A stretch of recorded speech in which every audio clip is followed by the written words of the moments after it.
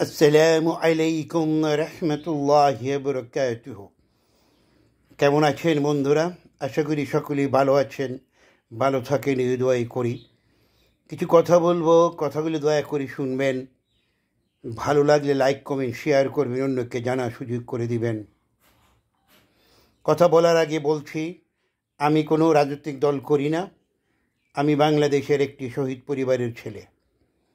আমার আব্বাকে পাক বাহিনী চিটাগাং নাসিরাবাদ পলিটেকনিক্যাল কলেজের মাঠ থেকে ধরে নিয়ে গেছেন, পরে আর তাকে খুঁজে পাওয়া যায় নাই।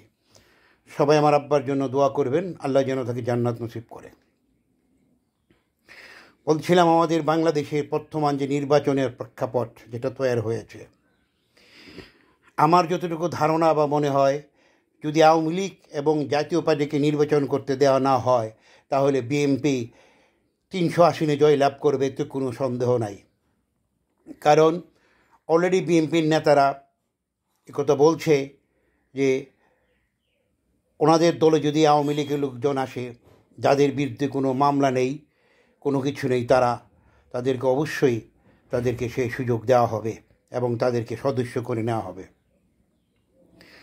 জামাত এবং এনসিপি যারা বিরোধিতা করছেন, যারা বলতেছেন আওয়ামী লীগকে ব্যান করার জন্য, জাতীয় পার্টিকে ব্যান করার জন্য, তাহলে ক্ষতি আপনাদের হবে, বিএনপির কোনো ক্ষতি হবে না। নির্বাচন রাজনৈতিক বড় কঠিন জিনিস। রাজনীতিকের মধ্যে কোনো শত্রু মিত্র নাই।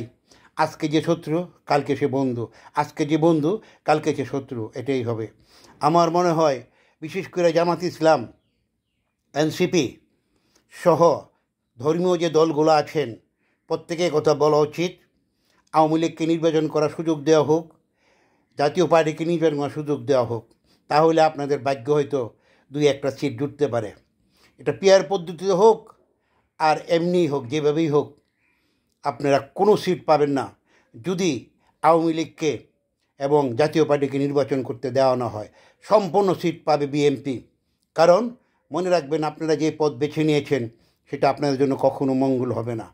আর দেশে তো আপনার দেখবেন, যদি বিএনপি যখন পুরো ক্ষমতায় আসবে, তখন আপনাদের কাছে বিএনপিও ভালো হবে না। আপনারা রাস্তাঘাটে আন্দোলন করবেন, দেশের শান্তি নষ্ট করবেন। তাই সকলের প্রতি অনুরোধ করব, হাঙ্গামা, গণ্ডগোল, মারামারি, কাটাকাটি এগুলি পরিহার করুন। বিশেষ করে সরকারি সম্পত্তি, কারো বাস গাড়ি আগুন লাগিয়ে পুড়বেন না। কারণ যার একটা জিনিস নষ্ট হয় সে বুঝে এর বেদনা কত। তাই সবাইকে অনুরোধ করব, শান্তভাবে ঘরে বসে চিন্তা করে নির্বাচন করুন, রাজনৈতিক করুন, কোন চাল দিলে আপনি জিততে পারবেন। অলরেডি বিএনপির চালে আপনারা হেরে যাচ্ছেন, আমি নিজের চোখে দেখতে পাচ্ছি।